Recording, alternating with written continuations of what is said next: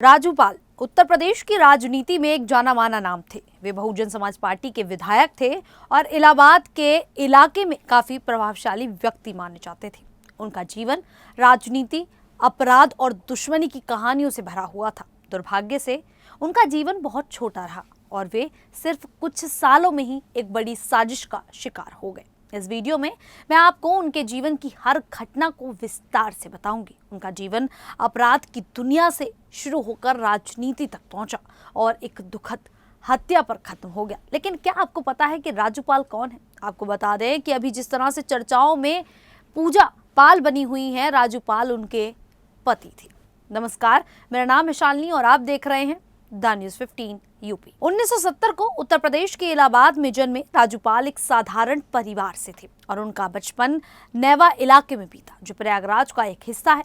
राजूपाल की शिक्षा ज्यादा नहीं हुई, वे सिर्फ कक्षा 8 तक पढ़े थे और उसके बाद पढ़ाई छोड़ दी।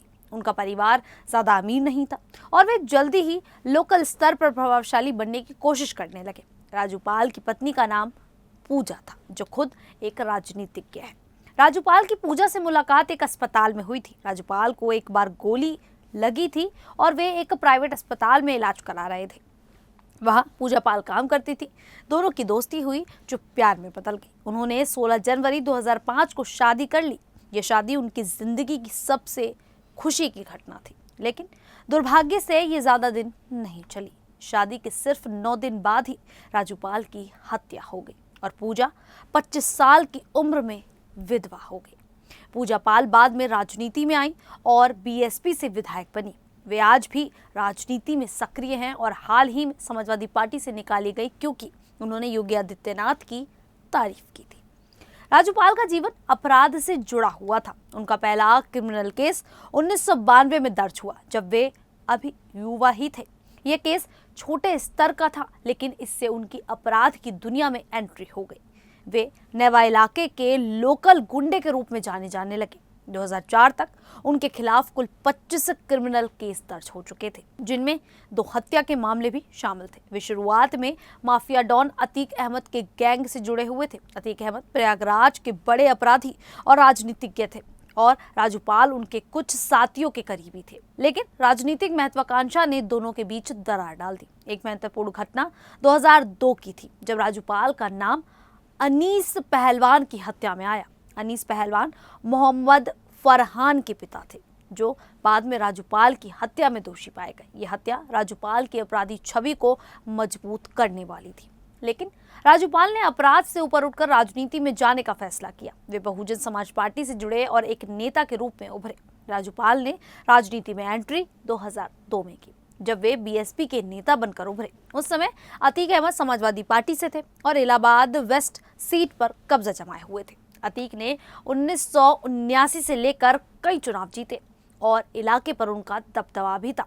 लेकिन 2004 में लोकसभा चुनाव हुआ, जिसमें अतीक अहमद फूलपुर सीट से सपा के टिकट पर सांसद चुने गए। इससे इलाहाबाद वेस्ट विधानसभा सीट खाली हो गई और बाय इलेक्शन हुए। बीएसपी ने राजूपाल को टिकट दिया क्योंकि वे लोकल स्तर पर लोकप्रिय थे। अतीक अहमद ने अपने भाई खालिद अजीज उर्फ अशरफ को मैदान में उतारा। ये चुनाव राजूपाल के लिए बड़ा मौका था। वे अतीक के प्रतिद्वंदियों जैसे रिजवान के समर्थन से चुनाव लड़ा। 2004 के इन बाय इलेक्शन में राजूपाल ने 4000 मतों के अंतर से जीत हासिल की और अशरफ को हराकर बीएसपी के विधायक बने। ये जीत अतीक अहमद के लिए बड़ा झटका थी और वे इसको बर्दाश्त भी नहीं कर पाए, क्योंकि पहली बार उनकी सीट किसी और के हाथ लगी। इससे दोनों के बीच दुश्मनी और गहरी हो गई। अतीक ने राजूपाल को धमकियां दी, लेकिन राजू नहीं माने। जीत के बाद राजूपाल ने इलाके में काम करना शुरू किया। वे लोगों की समस्याएं सुलझाते थे और बीएसपी की नीतियों को बढ़ावा देते थे। लेकिन अतीक की तरफ से खतरा बढ़ता गया। 2005 की शुरुआत में राजूपाल की हत्या से 15 दिन पहले एक हमला हुआ। अतीक के साथी बल्ली पंडित ने राजूपाल की एसयूवी पर गोलीबारी की। बल्ली का राजू से पुराना झगड़ा था, क्योंकि राजू ने उसके पिता पर हमला किया था। राजू उस हमले से बच गए और बल्ली को गिरफ्तार कर जेल भेज दिया गया। लेकिन अतीक ने हार नहीं मानी और हमले की प्लानिंग की। उन्होंने अपने साथियों जैसे मोहम्मद फरहान और रंजीत पाल को शामिल किया, जो राजू से बदला लेना चाहते थे। राजू पाल की हत्या उत्तर प्रदेश की राजनीति की सबसे चर्चित घटनाओं में से एक है। यह 25 जनवरी 2005 को हुई। दिन के करीब 3 बजे प्रयागराज में धूमनगंज इलाके में जीटी रोड पर नेवा क्रॉसिंग के पास राजू पाल को अपनी शादी के सिर्फ 9 दिन हुए थे। उस दिन वे स्वरूप रानी नेहरू अस्पताल गए थे क्योंकि उनके क्षेत्र के एक छात्र की हत्या हो गई थी और वे पोस्टमार्टम हाउस से लौट रहे थे। राजू खुद एसयूवी चला रहे थे। उनके साथ एक और एसयूवी में 4 साथी थे। रास्ते में उन्होंने रुखसाना नाम की एक महिला को लिफ्ट दी, जिसकी स्कूटर में पेट्रोल खत्म हो गया था। उनके साथ 2 समर्थक देवीलाल और संदीप यादव भी थे। गाड़ियां पुलिस एस्कॉर्ट में थी, जिसमें सशस्त्र कांस्टेबल थे। अचानक 2 गाड़ियां आईं और राजू की एसयूवी को घेर लिया। हमलावरों ने अंधाधुंध फायरिंग शुरू कर दी। राजू ने भागने की कोशिश की, लेकिन प्रशिक्षित शूटरों ने उन्हें कई गोलियां मारी। कुल 18 गोलियां लगी। हमला 5 किलोमीटर तक चला, जिससे इलाके में दहशत फैल गई। गोलियां उनके समर्थकों पर भी लगी और एसयूवी के टकराने से राहगीर घायल हुए। राजूपाल, देवीलाल और संदीप यादव मौके पर ही मारे गए। राजू को जीवन ज्योति अस्पताल ले जाया गया, लेकिन उन्होंने दम तोड़ दिया। हमलावरों में अतीक अहमद, उनके भाई अशरफ और उनके साथी शामिल थे।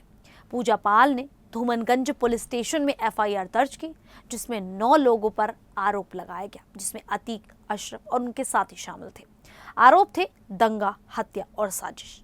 हत्या के बाद इलाके में तनाव फैल गया। राजू के समर्थकों ने सड़क जाम कर दी, पत्थरबाजी की और पुलिस को शव पोस्टमार्टम के लिए ले जाना पड़ा। हत्या के बाद जांच उत्तर प्रदेश पुलिस ने शुरू की, लेकिन बाद में सीबीआई को सौंप दी गई। पूजा पाल ने उपचुनाव लड़ा और जीतकर विधायक बनी। उन्होंने न्याय की लड़ाई लड़ी। 28 फरवरी 2006 को एक बड़ी घटना हुई। उमेश पाल, जो पूजा के चचेरे भाई और मुख्य गवाह थे, उनको अतीक और उनके साथियों ने किडनैप कर लिया। उमेश को 16 दिन तक टॉर्चर किया गया। उन पर बयान बदलने के लिए दबाव डाला गया, लेकिन उमेश नहीं माने। इसके लिए अतीक को 2019 में दोषी ठहराया गया और लाइफ सेंटेंस मिली। केस लंबा चला। अतीक ने गवाहों को धमकाया, जैसे रुखसाना और उसके पति साजिद को। उन्हें रिश्वत दी गई, लेकिन मना करने पर जेल में डालकर पीटा गया। 24 फरवरी 2023 को उमेश पाल की हत्या हो गई। अतीक के साथियों ने उनके घर के बाहर गोलीबारी और बम फेंके, जिसमें उमेश और उनके 2 गनर मारे गए। ये राजू पाल केस से जुड़ा था। उमेश की हत्या के बाद घटनाएं तेज हुई। 13 अप्रैल 2023 को अतीक के बेटे असद का पुलिस एनकाउंटर हुआ। फिर 15 अप्रैल 2023 को अतीक अहमद और अशरफ को प्रयागराज के एक अस्पताल के बाहर पत्रकार बनकर आए हमलावरों ने गोली मार दी। दोनों की मौत हो गई। पूजा पाल ने इसे न्याय कहा और योगी आदित्यनाथ की तारीफ की। राजूपाल हत्या केस में सीबीआई कोर्ट ने 29 मार्च 2024 को फैसला सुनाया। 6 लोगों रंजीत पाल, आविद, फरहान अहमद, इसरार अहमद, जावेद और गुल हसन को उम्र कैद की सजा मिली। एक आरोपी अब्दुल कबी को 4 साल की जेल हुई। अतीक, अशरफ और एक अन्य की मौत हो चुकी थी, इसीलिए उनके खिलाफ कार्रवाई बंद हो गई।